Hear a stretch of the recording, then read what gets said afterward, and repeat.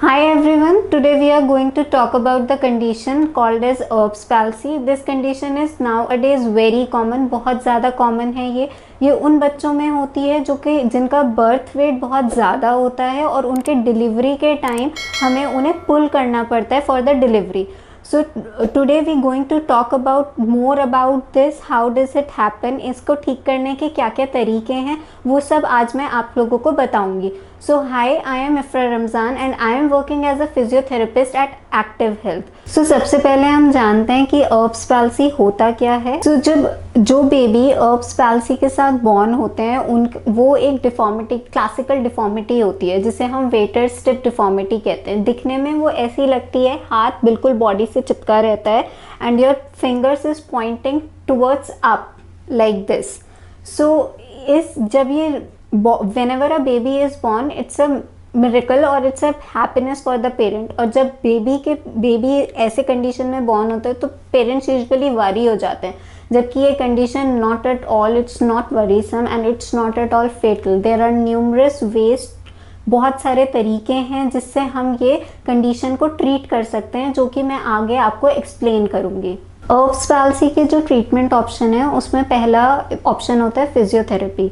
So talking about physiotherapy का Erb's palsy में ये रोल है कि विद एक्सरसाइजेज आप अपने जॉइंट्स के मोशन को प्रिजर्व कर सकते हैं. यानी कि अगर आप एक्सरसाइज नहीं करवाएंगे न्यूबॉर्न बेबी में तो वो काफ़ी स्टिफ हो जाता है और फर्दर ट्रीटमेंट उसका मुश्किल हो जाता है और एंड में हमें सर्जरी के लिए जाना पड़ता है टाइट मसल को रिलीज़ करने के लिए.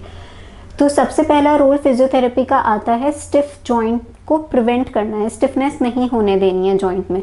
उसके लिए आप डिफरेंट एक्सरसाइज करा सकते हैं. पहली एक्सरसाइज है, आप बेबी को सीधा कमर के बल लेटाएं, उसके हाथ को 90 पे लेके जाएं और इस पोजीशन को होल्ड कर के रखें ताकि यहाँ पे you can give a kind of stretch in this position.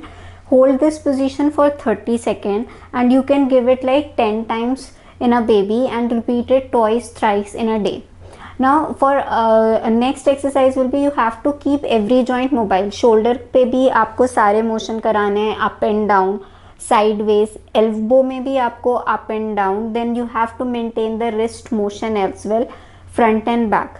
Now very important thing that parents should keep in mind कि जब भी बच्चा टमी टाइम पे आने लगे उसमें बेबी को जितना ज़्यादा टमी टाइम होगा उतना ज़्यादा ये जल्दी बेबी रिकवर कर पाता है इससे.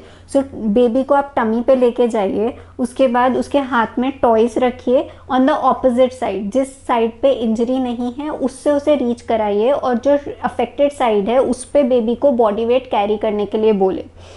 ऐसे ही बहुत सारे there are various exercise and for details of that you can visit the active health centre.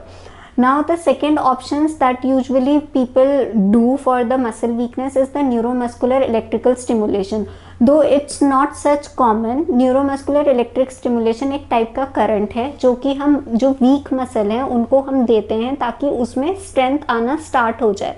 But क्योंकि बेबी अभी छोटा है तो वो कभी भी हमारा फर्स्ट लाइन ऑफ ट्रीटमेंट नहीं होता क्योंकि बेबी की तरफ से we can't get the feedback. So the last option like if इनमें से कोई भी चीज़ काम नहीं करा, जो कि बहुत रेयर केसेस में होता है, यूजुअली बेबी रिकवर कर जाता है 98 to 99%. सो जो कि अगर तब भी रिकवर नहीं करता और रेजिडुअल सिम्टम रहते हैं तो आप सर्जरी के लिए जा सकते हैं. सर्जरी में surgeon muscle release and nerve transplant there are various technique for that you can go for if none of the above option will work.